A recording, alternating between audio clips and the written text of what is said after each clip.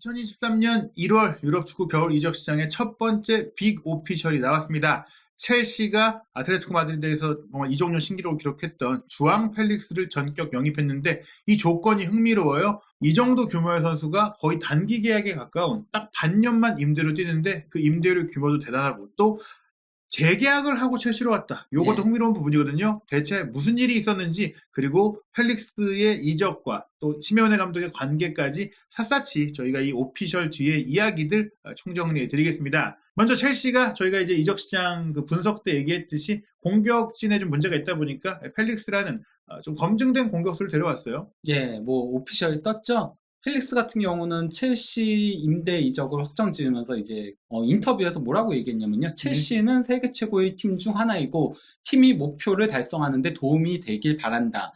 이곳에 오게 되어 매우 기쁘다. 첼시에 왔다는 사실이 놀라울 따름이다. 매우 행복하다. 경기의 행복을 그라운드 안으로 가져오고 싶다. 행복하게 플레이하는 게 내 일이다. 난 볼을 잡고 플레이하는 걸 좋아하고 팀을 도우면서 모든 팬들이 내 축구를 즐길 수 있게 만들고 싶다. 이렇게 얘기했습니다. 본인의 기술적인 자신감, 창의력에 대한 자신감을 보이면서 지금 첼시 팬들이 염원하는 공격 라인에서의 번뜩이는 플레이 그리고 골을 내가 만들어내겠다 이런 의지를 보인 것도 있고 또 팀의 목표 달성이라면 역시 뭐 챔피언스리그 진출권 획득이라든지 혹은 챔피언스리그 우승이라고 할 수 그렇죠. 있어요. 사실 첼시 정도의 팀은 근래에도 챔피언스리그 우승을 한 팀인데 아틀레티코 마드리드는 지금까지도 구단 역사상 챔피언스리그 우승이 없을 뿐더러 이번 시즌 같은 경우에는 조별리그 광탈을 했기 네. 때문에 펠릭스 입장에서는 더 큰 꿈을 위해 도전할 수 있는 이적이기도 합니다. 네. 근데 이제 그 로마노가 이제 펠릭스 이적과 관련해가지고 조금 정리를 한 게 있는데요. 일단 뭐 펠릭스는 6개월 임대고 네. 그 임대비가 1,100만 유로에 이제 연봉도 커버를 한다. 예. 예. 그리고 또 이제 완전 영입 옵션은 없다.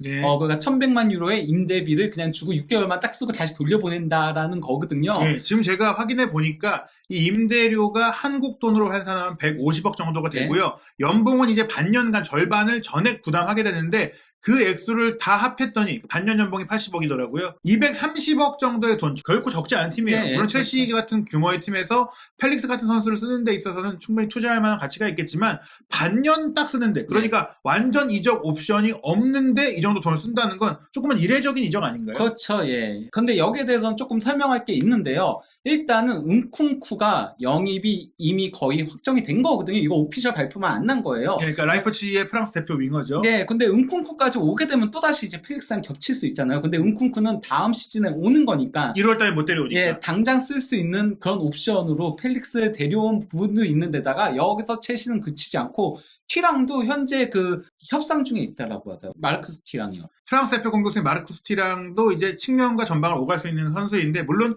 펠릭스와는 스타일이 완전히 다릅니다. 네. 튀랑은 피지컬적이고 좀 운동 능력을 활용하는 선수라면 펠릭스는 확실히 기술적인 선수이기 때문에 공전이 가능한 옵션으로 데려오려고 하는 것인데 다만 이제 은쿤쿠가 다음 시즌에 확실하게 오니까 펠릭스는 임시 방편으로 첼시가 필요했던 것이다. 네. 물론 뭐 완전히 데려올 수 있다면 그것조차도 좋은 옵션이겠지만 또 아틀레티코 입장에서는 거액을 원하기 때문에 그 협상이 용이하지 않았잖아요. 그렇죠, 예. 근데 이제 첼시가 왜 그러면은 펠릭스를 1,100만 유로라는 임대비까지 내면서 영입을 한 거냐? 6개월밖에 안 쓸 건데. 네. 사실 이 임대비라기에는 거의 이적료 수준이에요. 물론 선수의 급이 다르긴 하지만 통상적으로 이제 유럽의 중상위 리그도 1,100만 유로 썼다고 하면 영입 이적료로도 큰 돈인데 여기서 임대비로 썼다. 네. 거기에는 이제 첼시의 공격진이 너무 엉망인데 있죠. 뭐 이제 팀 내에서 가장 많은 골을 넣고 있는 하베르츠가 4골, 스털링이 4골, 그리고 마운트가 3골. 그 외에는 거의 처참한 수준. 그러니까 하베르츠하고 스털링도 골을 못 넣고 있는 건데, 그러다 보니까 당장에 이제 공격이 필요해서 그런 것도 있는데다가 뭐 공격수들이 부진하니까 자연스럽게 이제 그 첼시의 팀 득점은 20골로 프리미어리그 공동 12위에 그치고 있는 거죠. 예, 결국에는 리그 4위권에 들어가기 위한 첼시의 도전 과제에서 가장 절실하게 개선해야 되는 게 득점력인데 시즌 중에 확실한 공격수를 영입하는 게 쉽지 않다 보니까 일단 임대로라도 데려올 수 있는 조건에 울며 겨자 먹기식으로 그 임대비를 냈다라고 봐야 될 것 같아요. 거기다가 부상자가 너무 많은 거. 현재 그 부상자가 무려 10명이거든요. 거기다가 이제 공격진의 부상도 많아요. 뭐 그냥 브로에라던가 스털링이라던가 플리식이라던가 오바메야. 이들은 다 비교적 최근에 부상을 당한 그러니까 공격수들 부상이 연달아서 이루어진 거거든요. 그러니까 개똥도 약에 네. 쓰려면 없다라고 그렇죠. 딱 지금 현재 그 상황인 거거든요. 그리고 개똥이 오바메양 아닌가요? 그렇죠. 근데 예. 이제 오바메양도 이런 상황이 되다 보니까 큰 부상은 아니다 보니 1월 달에 첼시를 떠날 수도 있다. 뭐 이런 얘기까지 나오고 있어요. 예. 거기다가, 이게 가장 최근 보도인 건데요. 플리식하고 스털링은 조금 부상 기간이 긴 것 같아요. 특히 예. 플리식은 몇 달 결장할 것이다. 그 얘기는 결국 시즌 아웃까지도 염두에 둬야 된다. 네. 그렇다면 확실히 선수 영입이 필요하다는 것이고 스털링 같은 경우에 사실 꽤 야심찬 영입이었잖아요. 네. 그런데 사실 첼시에 와서 고생도 많이 하긴 했지만 분명히 월드컵 이후에 몸 상태가 많이 떨어져 있는 부분을 좀 확인이 됐고 네. 스털링도 좀 부상이 좀 있었던 선수다 보니까 언제 또 최고의 컨디션으로 돌아올지가 의심스럽다고 봐야 될 것 같습니다. 뭐 스털링 같은 경우는 플리식처럼 몇 달 결장까지는 아니더라도 한동안은 결장할 것이라고 얘기를 하더라고요. 무엇보다 2월 달에 챔피언스리그 16강이 있고 그 경기야말로 사실 현재로서는 첼시가 리그 순위도 끌어올려야 되지만 오히려 챔스 우승이 챔피언스리그 진출과 확보에 더 나을 수도 있다. 뭐 그럴 정도로 리그에서 어렵기 때문이죠. 그리고 브로야는 아예 시즌 아웃이고요. 그렇죠. 거기다가 이제 또 다른 변수가 생긴 건데요. 디에고 시메오네 감독이 이번 시즌을 끝으로 아틀레티코 마드리드와 결별할 것이라는 보도들이 계속 나오고 있어요. 특히 이거는 이제 엘 치링기토에서 이제 보도가 나온 거거든요. 엘 치링기토가 사실 좀 자극적이고 가십성도 모도하지만 확실하게 정보력이 있는 곳들이고 또 꽤나 공신력이 없는 곳이 아닌 스페인의 대표적인 그 축구 방송인데요. 흥미로운 게 사실 시메오네 감독이 아틀레티코의 거의 아버지입니다. 신버지라고 부를 정도로 10년 이상 어떻게 보면 아틀레티코의 구단 역사상 최전성기 중에 한 시기를 온전히 설계한 사람이거든요. 그런데 주앙 펠릭스라는 엄청난 선수를 데려왔을 때 이 선수를 활용하는 과정에서 조금은 이제 불협화음이 있었고 그러다 보니까 주앙 펠릭스와 시메온의 관계가 굉장히 안 좋다라는 얘기까지 돌았어요. 그런 가운데 이번 주앙 펠릭스의 이적도 사실은 시메온의 감독과 관계가 안 좋기 때문인데 그 단기 계약 임대의 이유가 바로 시메온의가 떠날 수도 있기 때문이다. 요게 조금 포인트인 것 같아요. 그리고 이제 시메온의 후임은 엘리케 가 이제 가장 많이 얘기가 되고 있는 거고요. 이건 이제 뭐 로마노 같은 경우도 엘리케가 그나마 가능성이 가장 높다 이렇게 얘기를 했고 또 이제 투에도 스페인어를 공부하고 있다라고 하면서 투에 부임 얘기도 나오고 있긴 하고 있거든요. 그런 가운데 펠릭스가 첼시 임대를 발표하기에 앞서서 재계약을 발표했습니다. 아틀레티코 마드리드와. 이게 너무 흥미로워요. 임대 가기 전에 재계약한다는 건 구단이 넌 우리 선수니까 임대를 가더라도 거기서 미래를 설계하는 게 아니라 잠깐 다녀올 뿐이다라는 서로의 약속을 문서화했기 때문에 이건 굉장히 강력한 구속력이 있고요. 뭐 계약이 길어졌으니까 2027년까지 계약을 늘리면서 임대를 보낸 것이니 다녀오면 너는 주역이다. 즉 시메오네 감독이 나가면 너를 중심으로 팀을 짤 거니까 첼시 가서 몸 잘 만들고 좋은 경험하고 와. 이런 거 아닌가요? 스페인 언론들이 이 재계약을 가지고 시메온에 떠나는구나. 그렇죠. 이렇게 해석들을 하고 있는 거예요. 그렇죠. 사실 펠릭스 입장에서 돌아와도 똑같은 상황이고 똑같은 감독과 똑같은 불협화음이 있다면 재계약을 할 이유가 없는데 이 얘기는 이미 어떻게 보면 아틀레티코 내부적으로는 시메오네 감독과 올 시즌까지만 한다라는 조금 어느 정도의 결론이 나온 게 아니냐. 거기다가 아틀레티코 마드리드 입장에서는 지금 거가 챔피언스리그 탈락을 넘어서 유로파리그도 못 갔거든요. 그러다 보니까 연봉을 줄일 필요성이 있어요. 그러니까 펠릭스를 6개월 고액 연봉자잖아요. 보내고 그동안 그러면서 성적을 어떤 식으로든 끌어올리는 방안을 모색하는 게 더 나을 수도 있다는 거죠. 결국에는 치러야 할 대회가 하나 줄어들기 때문에 스쿼드의 뎁스 문제를 이제 크게 고려할 필요가 없는 주중 경기 일정 하나가 빠졌으니까 로테이션을 돌리는 과정 속에 펠릭스가 없어도 충분히 가능하다. 게다가 이제 지금 사진에 나온 이 앙투안 그리즈만이 펠릭스와 거의 겹치는 역할을 하고 있다 보니까 더더욱이나 뭐 굳이 펠릭스가 후반기에 없어도 된다라는 시메온의 체제에서는 펠릭스가 필요 없다라는 거죠. 이게 펠릭스의 라리가 기록인 건데요. 보시면 아시겠지만은 갈수록 조금 기록들도 무엇보다도 출전 시간이 갈수록 줄어드는 게 눈에 띄죠.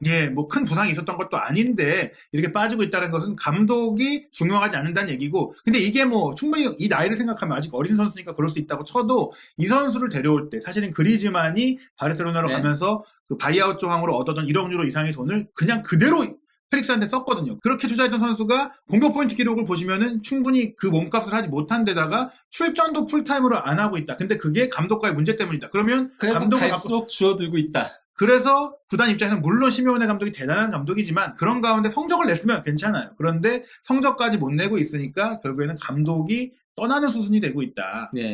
근데 이제 이번 시즌 같은 경우 어쨌건 간에 펠릭스가 출전 시간이 많이 줄어들면서 뭐 그가 기록적으로는 그렇게 좋은 시즌을 보내지 못하고 있어요. 그럼 뭐 라리가에서도 14경기 4골 3도움, 그리고 챔피언스리그 5경기 아예 공격 포인트가 없고요. 코파델레이에서 한 경기 한 골을 기록하고 있는 건데요. 사실 저는 초반에는 펠릭스가 개막전에서 워낙 좋았고 또 모라타와 호흡이 좋았고 그때는 이제 그리즈만 선수가 계약 문제 때문에 바르셀로나에서 임대 신분이었는데 계속 교체로 나왔죠. 출전 시간이 막 늘어나면 의무 이적 조항이 발동하니까 이 선수를 많이 쓰지 못하는 가운데 어쩔 수 없이 펠릭스를 좀 써봤더니 또 펠릭스가 잘해. 그러니까 이제 약간 난감한 상황이 되기도 했던 것 같아요. 여러 가지로. 근데 결국엔 그리즈만이 완전 이적을 확정했고 그 뒤로는 이제 거의 그리즈만 위주로 네. 운영되지 않았나. 펠릭스가 그리고 첫 경기에 도움 헤트트릭 하고 나서 죽었던 부분들도 있어요. 예. 그러면서 이제 펠릭스가 안 좋았던 데다가 그리즈만이 확 치고 올라오면서 아예 출전 시간이 줄어들었던 부분들이 있긴 한데요. 그래도 비교적 최근엔 좋았습니다. 그러니까 예. 최근 그 공식 대회 6경기에서 5골을 넣고 있었거든요. 예. 지난 시즌 후반기에 그래도 뭐 이달의 선수상도 받고 네. 또 조금은 이제 심현애 감독과 관계가 좀 풀어지는구나. 사실은 이적설이 심하게 있다가 그래서 좀 남는 분위기가 됐고 지난 여름에 안 떠났거든요. 네. 그리고 올 시즌 개막전에 말씀하신 대로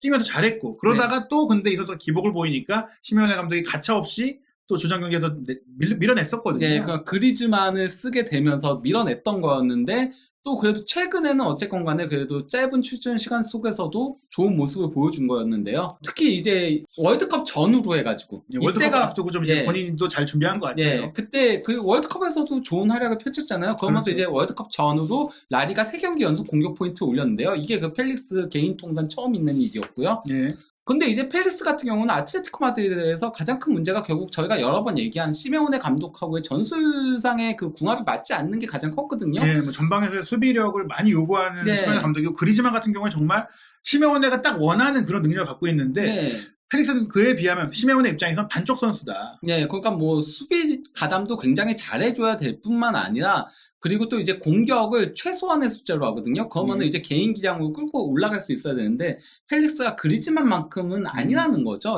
그래서 결국 문제를 드러냈던 거였는데 특히 이제 아틀레티코 마드리드 이게 세로축이 지고 있을 때고 가로축이 이기고 있을 때의 점유율이에요. 네. 보시면 아시겠지만은 지고 있을 땐 당연히 모든 팀이 점유율이 올라갈 수밖에 없어요. 네. 그래서 60%를 기록을 했는데 이기고 있을 때 점유율은 너무 떨어졌었거든요. 예. 그 50%도 채 되지 않는 거의 45% 정도밖에 되지 않는 이러다 보니까 펠릭스가 조금 팀에 적응하기가 상당히 힘든 부분들이 있었다라고 할 수 있는 거죠. 펠릭스는 공격적인 전술을 쓰는 팀에서 더 어울리는 선수인데 그럼에도 불구하고 어쨌건 간에 펠릭스가 지난 시즌 후반기 때 좋았다고 했잖아요. 예. 그러면서 이번 시즌까지 그 2022년 1년 동안 한 해 동안 13골을 넣으면서 아틀레티코 마드리드 선수들 중에서는 가장 많은 골을 넣기도 했었고요. 그리고 또 이제 지난 시즌 시작한 이래로 이번 시즌까지의 출전 시간이 적어서 분당 공격 포인트가 101분당 1개로 라리가 전체 3위 벤제마와 우스망 덴벨레에 이어서 결국에 라리가 빅3에서 아틀레티코를 대표했던 그 공격수는 펠릭스였다. 가장 치명적인 선수는 펠릭스였다. 그리고 이 얘기는 결국 펠릭스가 시메오네 감독의 전술에 안 맞을 수는 있어도 재능이 없거나 거품이었던 선수는 아니다. 네. 그리고 이제 이것도 지난 시즌 이래로 이번 가장 최근까지의 기록을 합계한 건데요. 공격 시퀀스 관여도 횟수도 경기당 5.1회로 그리즈만에 이어서 2위를 기록하고 있습니다. 사실 이런 정도 기록이라면 아틀레티코 마드리드가 시즌 중에 보내야 될 선수가 아니다. 오히려 뭐 앙헬 코레아처럼 덜 쓰는 선수, 뭐 물론 마테우스 쿠냐 실제로 보내기는 했는데 다른 선수들이 나가야 되는 거 아니야 싶을 정도예요. 네, 아니면 모라타를 처분하든가 그렇죠. 그래야 되는 건데 결국은 그리즈만한테 밀린 거라고 봐야 돼요. 이게 90분당 기록들인 거거든요. 그러니까 펠릭스가 출전 시간이 적어서 이런 수치들이 높게 나오는 거지 결국은 그리즈만한테 같은 스타일에서 밀려났다라고 보면 되는 겁니다. 그리즈만이 더 높으니까요. 어쨌건 간에 그리고 또 이제 펠릭스가 2018-19 시즌 이래로 리그 기록만 놓고 보면요. 116분당 1개의 공격 포인트를 올리고 있는 거고요. 그리고 또 이제 리그만이 아닌 챔피언스 리그와 유로파 리그까지 다 합치면요. 90분당 0.69개의 공격 포인트를 올리고 있는 겁니다. 결국에 본인은 시간 대비 제 몫을 다 했다. 나에게 필요한 건 꾸준한 선발 출전일 뿐이다라는 것을 본인의 기록으로 입증하고 있고 그런 또 기록이 검증됐기 때문에 첼시가 과감한 돈을 투자한 거 아닌가 싶어요. 그리고 이제 첼시 선수들하고의 뭐 세부 스탯들을 비교하더라도 90분당 골은 0.6골로 당연히 독보적인 1위고요. 예, 일단 4골 넣었잖아요. 출전 시간이 그렇죠. 많지 않은데. 그리고 이제 90분당 슈팅 숫자도 2.7회로 가장 많고요. 예, 90분당 유효 슈팅도 1.7회로 가장 많고요.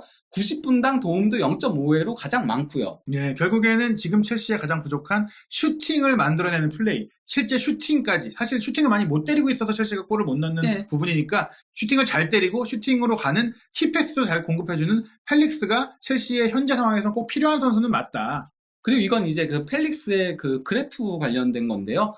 일단 뭐 스루 패스는 라리가 그 공격수들 중에서는 가장 높죠. 네. 네, 그 확실히 이 선수가 창의적인 선수라는 걸 보여주는 거고요. 또 이제 기대 도움도 상당히 높은 수치고요. 공격 진영으로의 패스도 상당히 높은 순위. 그리고 또 이제 그 레이오프 이렇게 내주는 패스도 상당히 높은 편에 속하고, 이제 파이널 서드로 패스를 공급하는 것도 높고, 드리블 돌파도 높고, 슈팅을 가져가는 것도 높고, 그리고 이제 슈팅 시도도 높고, 예, 단지 그 박스 안에서의 볼 터치가 많이 떨어지는 수치인 거죠. 그리고 또 이제 소유권 획득, 공격 진영에서 이게 좀 떨어지고요. 예. 그냥 박스 안에서 싸워주지 못한다는 게 펠릭스의 최대 단점이라고 할 수 있습니다. 이런 부분들은 결국 프리미어리그에 진출했을 때 조금 우려될 수 있는 부분이다. 그렇죠, 프리미어리그의 몸싸움과 템포 이런 부분에 있어서 고전한다면, 마치 이제 토트넘에서 브라이언 힐이 그랬던 것처럼 라리가에서는 뭔가 번뜩임과 공격 생산성이 네. 좋았는데 이제 프리미어리그에 왔을 때는 거의 힘을 쓰지 못했던, 그게 조금 우려되긴 해요. 네, 거기다가 포터볼과도 과연 어울릴지에 대한 의구심이 있다는 거죠. 왜냐면 포터 감독이 어쨌건 간에 측면 활용을 많이 하고 있잖아요. 거기에 대해서는 저희가 지난 방송에서도 얘기를 드렸었는데요. 예, 그러다 보니까 중앙에서 만들어가는 플레이가 너무 적은 편에 속하는데 펠릭스의 그 강점을 극대화할 수 있을까라는 우려점이 좀 있는 거고요. 예. 뭐 공격 관련된 지표들도 너무 떨어지고 있거든요, 현재. 그러니까 좀 만들어가는 플레이들이 안 되고 있는데 이 부분에 있어서의 개선이 필요하다. 펠릭스를 살리기 위해서는. 안 그러면은 제2의 하베르츠가 될 위험성이 있다는 거거든요. 사실 실제로 말씀하신 대로 하베르츠도 기술적인 능력이 좋고 또 연계 능력이라든지 창의성이 없는 선수는 아닌데 포터 감독의 전술 때문에 좀 희생되고 있다. 근데 펠릭스가 온다고 달라질까? 물론 이제 하베르츠와 펠릭스를 같이 쓰면서 뭐 시너지를 내고 또 네, 그런 그렇죠. 구조를 만들어줄 수는 있겠지만, 포터 감독이 이전의 이력을 봤을 때는 그걸 할 수 있을까? 그리고 첼시 팬들은 가짜 9번에 이제 좀 네. 지쳤거든요. 사실 펠릭스도 대표적인 가짜 9번인 그러니까요. 지쳤거든요. 진짜 9번이 필요한 거거든요. 예. 거기다가 저희가 이제 예전에 루카쿠 스카우트 H에서 9번의 저주에 대해서 얘기를 한 적이 있었잖아요. 네. 과거에 11번, 그냥 로만 부임하고 나서 더프, 드록바, 그리고 뭐 오스카도 괜찮았어요. 괜찮았어요. 그때까지는 괜찮은데 그 이후로 콰드라도, 예. 파투, 헤드루, 예. 그리고 티모 베르너. 예. 약간 좀 이대로 가면은 11번의 저주도 생기는 게 아니야? 이런 얘기가 나오고 있는데 등번호 11번을 받았거든요. 예, 등번 11번이 통상적으로는 좋은 번호. 네. 주전 선수들이 이제 측면 선수들이 많이 다는 번호인데, 펠릭스가 이제 비어있던 11번을 뭐 택할 수밖에 없었어요. 남은 네. 번호 중에 골라야 되니까. 이 11번을 달고 직전 주인공인 베르너를 이제, 악몽이죠. 예, 악몽이 베르너한테 날려먹던 베르너인데, 어찌됐거나 펠릭스가 11번의 저주를 깰지, 또 첼시에서 좋은 기억을 남길지 굉장히 궁금해집니다. 이건 이제 스코카에서 예상한 첼시 베스트 11인 건데요. 펠릭스를 일단 가짜 9번으로 예상을 해놨더라고요. 그리고 네. 이제 2선에 마운트하고 하베르츠가 설 걸로 예상을 했고, 또 이제 조르지뉴가 홀딩에 코바치치랑 자카리아, 그리고 이제 좌우 풀백에 쿠쿠렐라와 아스필리쿠에타, 그리고 중앙 수비에 티아고 실바와 쿨리발리, 그리고 케파 골키퍼. 이건 그냥 부상 선수들을 제외하고 한 거인 거죠. 예. 원래 하면 뭐 오른쪽 풀백도 리스 제임스, 왼쪽 풀백도 뭐 벤치레, 뭐 그리고 캉테도 원래 하면 있을 수 있고 하지만은 스털링도 있겠지만은 예. 현재로서는 이렇게로 예상을 했는데, 저는 하베르츠가 가짜 9번을 서고 펠릭스가 조금 더 2선 플레이를 하지 않을까 싶긴 해요. 예, 하지만 또 펠릭스의 득점력을 살리기 위해서 서로 교차되면서 네, 그렇죠. 이 위치를 사실 뭐 무정형으로 뛴다. 마운트도 올라갈 수도 있고 마운트도 중앙을 볼 수도 있고, 이 네. 선수들이 무한 스위칭을 하면서 이제 방법을 찾아가야 되는데, 문제는 이 무한 스위칭을 할 때 누가 패스를 중앙에서 전달해 줄 거냐. 예, 그런 것도 문제이고요. 그러니까 아무래도 중원에서 만들어가는 플레이도 잘 안 되고 있는 첼시니까요. 그래서 중앙 미들도 영입해야 된다. 그래서 엔소 페르난데스 영입을 계속 적극적으로 시도하고 있는 거기도 하잖아요. 네, 근데 최근에 또 엔소 페르난데스가 골 넣고 잔류한다라는 또 세레머니를 해서 예. 좀 논란이 되고 있는데, 뭐 이건 지켜봐야 될 것 같아요. 예, 세레머니 그렇죠. 할 수 있는 거니까. 예. 그리고 어쨌건 간에 하베르츠건 펠릭스건 마운트건 측면에 만약에 서게 된다면은 측면을 확실하게 파는 선수들이 아니거든요. 그러면은 공격이 좀 답답해질 수가 있어요. 좁아질 수가 있기 때문에 네. 이 부분에 있어서의 더 보강은 필요한 첼시라고 할 수 있는 거죠. 게다가 좌우 풀백인 쿠쿠렐라와 아스필리쿠에타도 균형이 좋은 선수지 측면에 화끈한 뭐 돌파라든지 개인 능력으로 상대 수비를 무너뜨릴 수 있는 유형의 선수가 아니다 보니까 첼시가 이 공격 패턴을 어떻게 만들지 궁금해지네요. 네, 거기다가 리스 제임스랑 이제 7헬이 없으면서 조금 예. 좌우 풀백의 공격 지원 능력도 예. 떨어지고 있으니까요. 특히 아스필리쿠에타는 이제 더 이상 공격은 기대하기 힘든 선수. 사실 이제 아스필리쿠에타는 거의 오른쪽 센터백에 가깝고 쿠쿠렐라가 많이 올라가서 사이드를 좀 점유해 줄 텐데 쿠쿠렐라가 또 펠릭스 같은 라리가 출신으로서 뭔가를 좀 보여줄 수 있을지도 주목해 봐야 될 것 같습니다. 네. 근데 어쨌건 간에 그 펠릭스가 임대를 떠나게 되면서 아틀레티코 마드리드는 이번 겨울에만 쿠냐에 이어서 펠릭스까지 2명의 선수를 떠나보내게 됐거든요. 뭐 예. 쿠냐는 완전 이적 옵션이 있는 걸로 간 건데요. 그러면 당연히 공격수 보강이 필요하잖아요.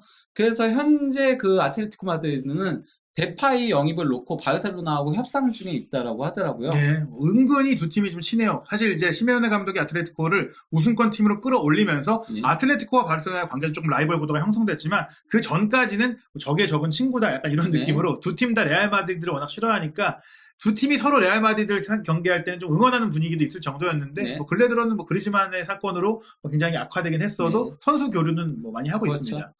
그리고 이제 보도상으로는 바르셀로나가 데파이를 아틀레티코 마드리드로 보내게 되면은 오바메양을 다시 리턴시킬 수 있다. 예. 예, 이런 보도. 이건 그러면 연쇄의 이동인 거죠. 말 그대로 서로 그렇죠. 바꾸는 예. 이동이 되게 되는 건데. 근데 이거에 대해서 일단 사비 감독은 부인을 하긴 했어요. 우리는 현재 공격진에 만족한다. 그래서 변화가 없을 것이다라고 얘기를 했는데 뭐 근데 보드진의 생각은 또 다를 수가 있는 거니까요. 예. 게다가 이렇게 말할 수밖에 없는 게 데파이가 못 나갈 수도 있는데 그걸 말해버리면 데파이가 그렇죠. 마상을 입게 돼요. 네. 그리고 데파이가 지금 또 나름 나올 때마다 쏠쏠하게 뭐 제목까지는 해주고 있기 때문에 이 선수의 그 마상을 입게 될 경우에 또 경기력의 문제 네. 차비는 생각해야 됩니다. 그래서 이런 연쇄 이동이 이루어질지도 상황을 지켜봐야 될 것 같아요. 네. 결국에 이제 펠릭스가 프리미어리그에 오게 됐고 또 프리미어리그 1월 이적 시장을 뜨겁게 만들었는데요. 저는 불현듯 그 과거 소레스의 첼시 이적이 생각이 나더라고요. 안 좋은 거 아닌가요? 그건? 그러니까 그런 또 상황이 될지. 왜냐면 이제 여러 가지 우려점들도 있고 네. 1월 달에 이런 큰 선수들이 빅클럽 간의 이동을 잘 안 하잖아요. 네. 그 이후 정말 오랜만에 이런 이적이 있는 것 같아요. 아틀레티코 마드리드와 첼시는 그동안 좀 선수 교환이 많은 편에 있었죠. 속했죠. 팔카오도 있었고, 그리고 디에고 코스타도 있었고, 다 아틀레티코 출신이에요. 필리페 루이스도 있었고, 뭐 사울도 있었고. 그렇죠. 가족들에는, 사울도 예. 왔다 갔어요. 예, 그러니까 예. 이제 사실 제가 토레스 얘기를 드린 것도 원래는 뭐 거쳐오긴 했지만 또 아틀레티코 출신이고 예. 첼시와 아틀레티코가 은근히 이게 교류사가 많고 그렇죠. 성공 사례도 있고 한데 과연 펠릭스는 제2의 디에고 코스타가 될지 아니면 제2의 페르난도 토레스가 될지 뭐 정말 결과가 궁금합니다. 지금 첼시의 일정이 굉장히 험난한데요. 그 일정 속에 펠릭스가 언제 데뷔전을 치르고 또 어떤 활약을 펼칠지 두버지 김현민 기자와 함께 첼시 위기론의 결말 확인하시기 바랍니다.